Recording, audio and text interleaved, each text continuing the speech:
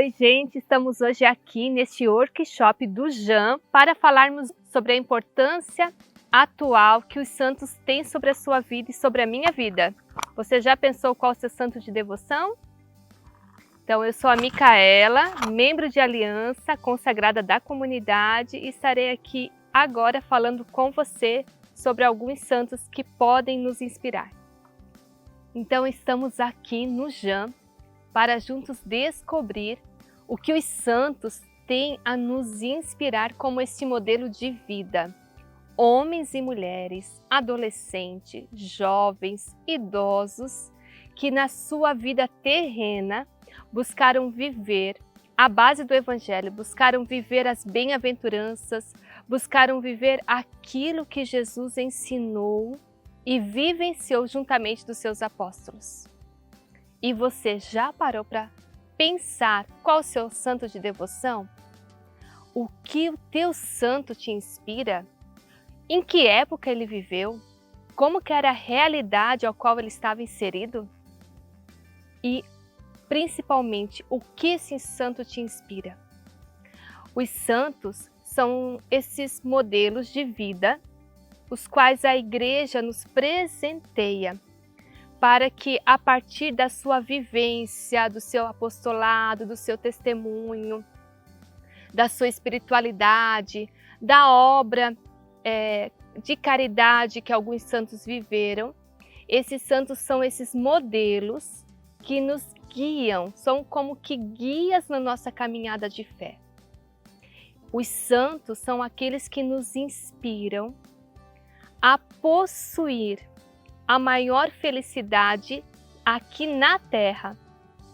Então, os santos são esses modelos, né? Nós temos presenciado atualmente tantos movimentos da Igreja em relação aos santos. Hoje nós percebemos um longo caminho, um longo destaque na vida cotidiana de santos jovens, de santos que viviam no meio secular, de jovens e adultos que viviam matrimônios santos e que, nessa realidade qual cada um tinha, vivia de uma forma profunda o amor de Cristo, vivia de uma forma profunda os ensinamentos, a palavra.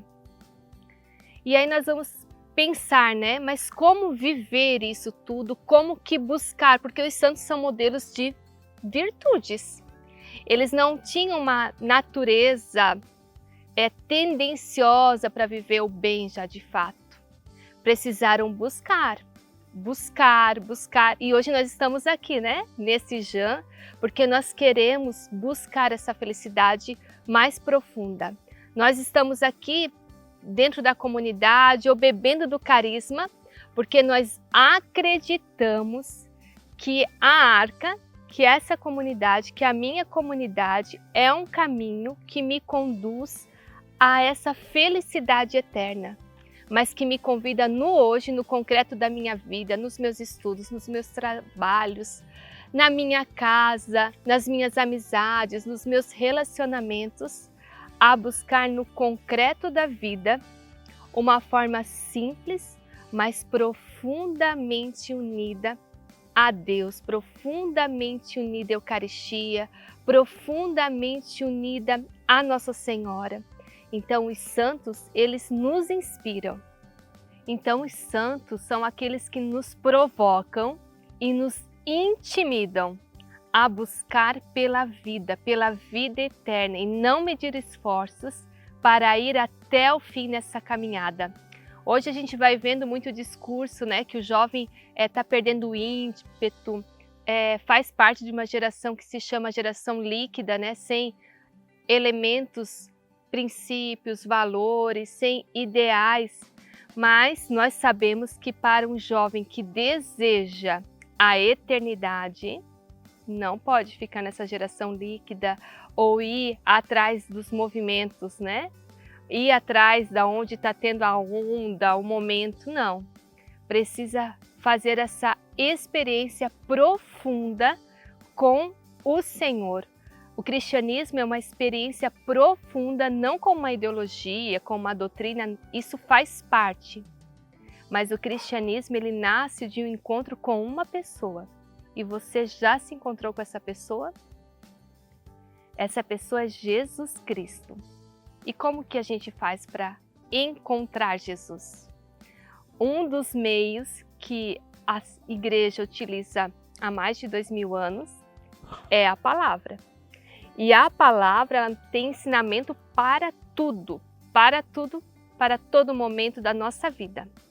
E aqui há um belo ensinamento para você que está em casa, pegar agora a sua palavra e abrir lá no Salmo 118 ou 119, dependendo de algumas Bíblias. A minha está no 119, no versículo 9 até o 16, aonde diz assim: Como um jovem conservará puro o seu caminho?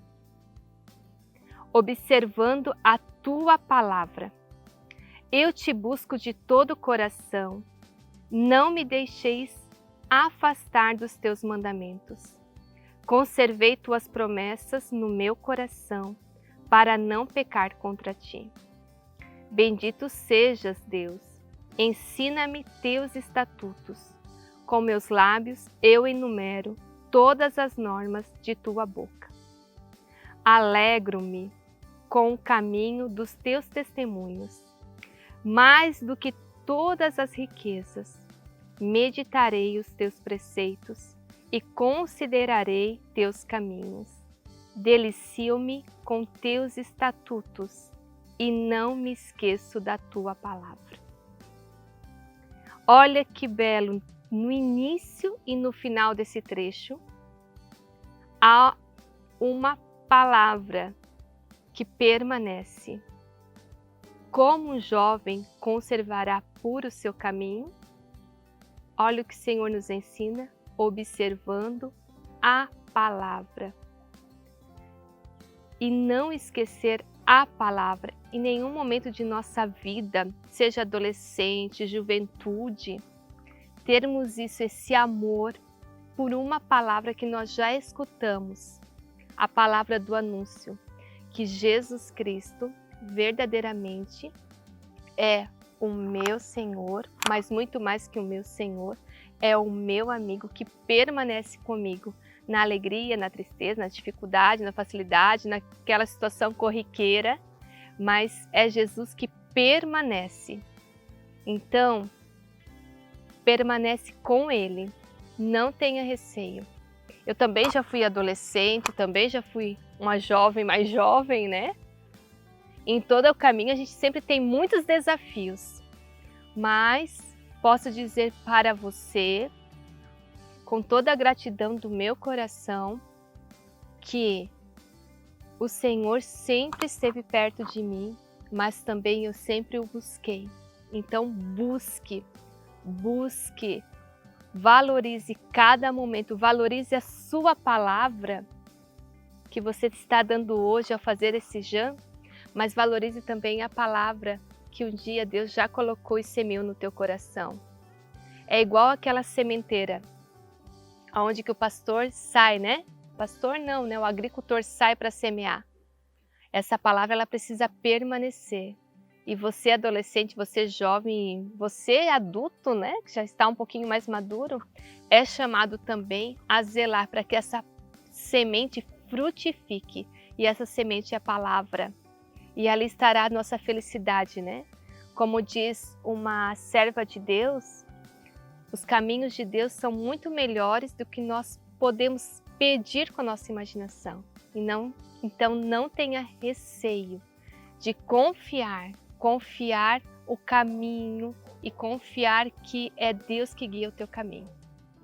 Então alguns modelos, eles trazem inspiração para a nossa vivência. Então eu vou partilhar com você 4 modelos de santos, entre homens e mulheres, que viveram no século passado ou nos anteriores, para que isso desperte em nós. Se você já tem um santo de devoção, vai te provocar a conhecer ainda mais.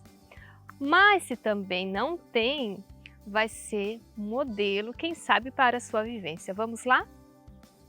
Então, o primeiro santo que ainda está em processo, né? Ele é um beato, que a igreja já proclamou no papado de João Paulo II, tanto é que na jornada que esteve aqui no Brasil, ele era um dos beatos inspiradores da jornada, que é o nosso querido jovem, que faleceu aos 24 anos, em Turim, do século XX, século passado, no início do século passado, que é o Pier Giorgio Frassati. Com certeza você já ouviu alguma coisa dele, porque agora, nesse tempo, ele está bem em alta, né? E ele é uma figura original de santidade. Por que original? Porque Pier Giorgio, ele buscava viver um ideal de vida cristã. E olha que ele não veio de uma família cristã, né? Era uma família assim bem, como que eu posso dizer, da missa rotineira de domingo, assim, né? No máximo a missa de domingo. Ele era de uma família bem abastada, bem rica. O pai dele era embaixador da Itália em Berlim. O pai dele foi senador, então era uma família bem influente em Turim, na Itália. Mas Pier Giorgio não se apegou a isso, às suas possibilidades, né, de conforto, de bens, nada disso. Ele foi buscando no Evangelho princípios para solidificar a sua vivência. Deixa eu olhar aqui a minha colinha, né? Nós vamos descobrir que ele não apresentava nada de extraordinário, assim. E não tem, assim, um dom de bilocação, ele tinha o poder da cura, nada disso. Mas ele viveu no ordinário da vida dele, aquilo que poderia ser o extraordinário. Ele trazia Cristo, Jesus Cristo, para a realidade da sua vida. Ele era um estudante, ele escolheu uma faculdade, uma das mais difíceis, né, que era na época a faculdade de engenharia de minerais. Por quê? Porque ele acreditava que os mineradores eram pessoas que eram muito desvalorizadas, exploradas em seu trabalho e sofriam muito por isso. Então, ele sendo engenheiro nessa área, ele poderia ajudar, né, essas pessoas no seu trabalho. Então, ele pensou no apostolado que ele poderia desenvolver, né? Ele não tinha grandes facilidades no estudo, ele precisava estudar muito, empenhar-se, passar madrugadas estudando, e conta nos escritos, né, que ele tomava muito café para estudar, porque no estudo ele também acreditava que se ele vivesse bem o estudo, ali ele estaria atraindo graças para a sua vida, porque ele dizia que não bastava ser um bom cristão, precisava ser um bom profissional também aonde ele estaria futuramente. Olha que recado importante que ele dá para a nossa atualidade, né? Se dedicar naquilo que eu estou estudando. Não fazer de conta que eu estou estudando. Não, eu vou ser bom naquilo que eu estou me preparando para atuar futuramente numa carreira profissional. Além de estudante, ele era um jovem que amava os esportes, amava natação, amava futebol, hipismo, alpinismo. Ele era um profundo amante dos esportes, gostava de coisas relacionadas à natureza. Conta, né, que ele tinha um grupo de amigos aonde que eles se encontravam, né? Se encontravam para fazer macarronadas, para fazer seus lanches, faziam escaladas às montanhas, acampamentos. E nisso tudo, ele ia vivendo a sua juventude de uma forma sadia. Nesses acampamentos, eles paravam para rezar o terço, celebravam missas. Conta, né, que ele também trazia flores das montanhas, flores raras, e no retorno passava na igreja e depositava aos pés de Nossa Senhora como esse presente. Levava flores para a sua família também, como uma forma assim de presentear aqueles que conviviam com ele, né? Tanto é que, embora ele tivesse muita dificuldade com a sua mãe e com o seu pai, os pais de Pier Giorgio tinham uma relação muito áspera em casa, né? Então, eles tinham problemas conjugais e refletia isso com os filhos, né? Então, Pierre George nunca foi muito valorizado. O pai dele sempre falou que a irmã, né, seria o filho que ele queria ter. Comentou também que ele era um filho muito ruim, que não dava conta dos estudos. Pierre George chegou a reprovar uma vez, né, ainda criança. Mas mesmo assim, ele não deixou que esses traumas da infância, esses traumas da adolescência, ferissem o seu coração. Ele foi buscando, mesmo nessas dificuldades, trazer a caridade nesse sentido não desse amor apaixonado, mas a caridade que vem do Evangelho, que vai purificando, que vai moldando. E aí, o que nós vamos aprender ainda de Pierre George? Ele não recebeu a fé de seus pais. A fé veio pela avó. A avó que ensinou ele a rezar. E isso foi despertando nele o desejo de fazer a primeira Eucaristia. Tanto é que ele fez. Ele queria ir sempre na missa, mas a mãe dele o proibia. Ele só pôde ir na missa diariamente aos 17 anos, quando a sua mãe deu permissão. Até ele foi extremamente obediente à família. Mas depois ele vai compreendendo aquilo que o Senhor já o chama a viver. Então ele sempre está muito ligado aos pobres. Olha, ele era de uma família abastada, bem rica para a época, muito rica, né? Tanto que as casas da família dele hoje permanecem lá na Itália e são belíssimas, assim. E aí o que acontece? Ele começa a fazer parte dos lares vicentinos, né? Que cuidam de idosos, pessoas com deficiência, pessoas pobres. Ele visitava toda semana, levava ajuda a famílias que moravam na periferia. Às vezes ele via, né, que tinha algum pobre na rua sem casaco, ele tirava o seu casaco e doava. E chegava em casa sem nada, às vezes no frio, né, de menos 12 graus. Então nisso tudo ele vai vivendo a sua fé nas pequenas coisas do dia a dia, permeando o seu dia a dia da verdadeira caridade. Foi um jovem que se apaixonou, né? Só não namorou por conta da mãe. A mãe não queria, né, que ele se envolvesse com moças da igreja, porque ele poderia ficar mais religioso ainda. Mas isso tudo, né, foi passageiro, né? Então, Pierre George Frassati faleceu aos 24 anos, de uma forma muito rápida. Então, vamos conhecer agora uma santa. Geralmente as moças, meninas, as mulheres são apaixonadas por ela, conhecida como a Santa das Rosas. Quem será, né? A novena só acontece, né, o seu milagre se você receber uma rosa. Nós estamos falando então da Santa Teresinha do Menino Jesus. Ela também uma jovem que coincidentemente faleceu também aos 24 anos de tuberculose. Ela que é do século XIX, uma menina, filha de um casal que hoje também a igreja canonizou, Luiz e Zélia, ou Célia em algumas publicações. Teresinha tem 7 irmãos, né? Então ela é a 8ª, a caçula, e por conta disso é muito mimada pelo pai. Conta a mãe que Teresinha tinha um temperamento muito forte. A gente olha ela assim nas imagens, aquela imagem doce, aquela alma dedicada profundamente em amar aqueles que ela tinha mais dificuldade de simpatizar, que não tinha empatia. Com certeza você também tem essa imagem, porque essa era a imagem que eu também tinha de Teresinha. Mas Teresinha, na infância, ela era aquela criança que não se rendia. As correções para ela era muito difícil. A mãe conta em um dos escritos que mesmo que colocasse ela de castigo para ver se dava uma lição, para que a menina se sensibilizasse, não, ela desafiava a mãe. Então a mãe já percebia nela um caráter forte desde pequena. Ela perde a mãe ainda na infância, né? Então o pai acaba ficando com todas as filhas.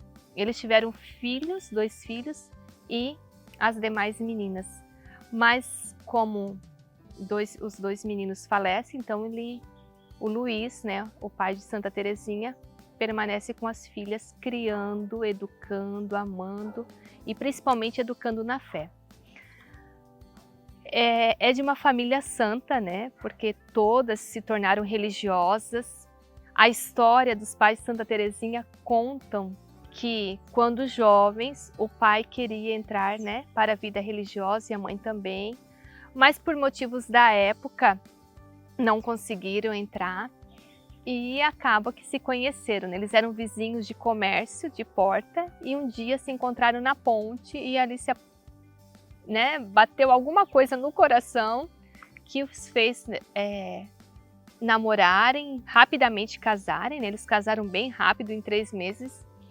Precisaram casar à noite, praticamente próximo à meia-noite, porque a França sofreu uma perseguição religiosa, né? A igreja sofreu uma perseguição religiosa. E a partir dessa família, desses pais, Santa Teresinha, então, é formada na sua fé. Essa jovem, quando menina, né, teve uma depressão. Você já ouviu falar de Nossa Senhora do Sorriso? Então, foi a visão que Nossa Senhora deu a Santa Teresinha, ainda menina, quando sofria da depressão, né? Como que essa alegria do céu, a alegria que vem da eternidade, pode refazer toda a interioridade da pessoa.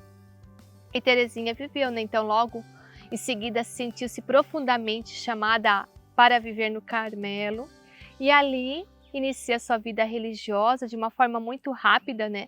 Vai progredindo no seu amor fiel a Jesus Cristo e ali a grande dificuldade, porque era um Carmelo de clausura, então, ou seja, ela não poderia sair. E quando é clausura, o que a gente tem? É igual na nossa casa, né? E tem muito estranhamento, tem descontentamento, tem as brigas, tem as pessoas que simpatizamos, pessoas que não simpatizamos. E ela vai aprendendo a fazer uma experiência daquelas irmãs que para ela eram as mais difíceis, né? Entre elas, havia algumas que Teresinha tinha dificuldade de relacionamento. E ela fez como que uma prática da gentileza, mas a partir da caridade, a viver este amor ali dentro. Então, Teresinha ia dizer, né, que no coração da igreja eu serei o amor.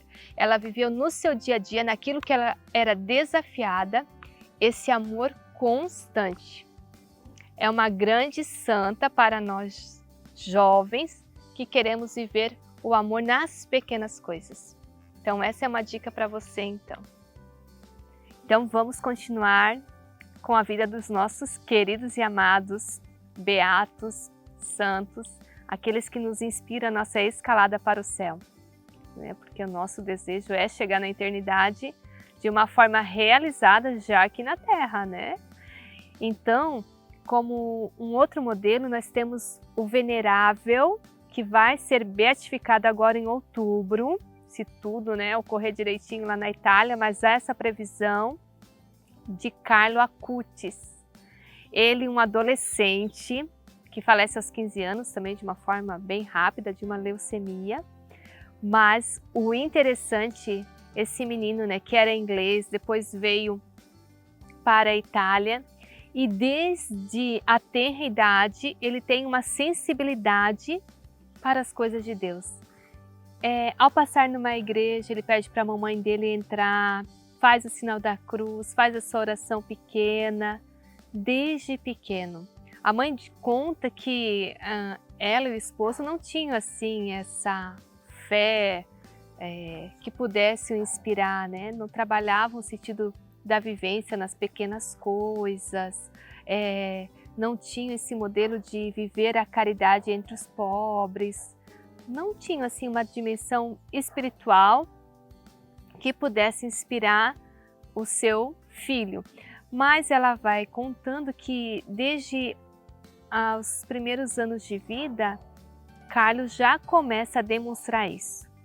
Ele era um jovem tagarela, bem falante, os professores viviam corrigindo ele, pedindo para ele parar, né, porque ele acabava que atrapalhava o andamento da aula. Era um tipo que fazia palhaçadas, então fazia caricaturas para mostrar. Então, assim, era um adolescente que jogava videogame, tinha uma habilidade para a internet, então ele amava coisas ligadas à tecnologia. Só que chega um período que Carlo começa a perceber que se ele ficar muito tempo no videogame, isso pode se transformar em um vício. E o vício, ele te rouba tempo para viver as virtudes, para viver coisas boas. Então ele começa a limitar na semana quantas vezes ele poderia jogar. Mas, paralelo a isso, ele, como tinha essa habilidade com a internet, ele tinha também, além dessa habilidade, um grande amor pela Eucaristia, né? Porque Carlo era um menino, um adolescente de missa diária, de oração do terço.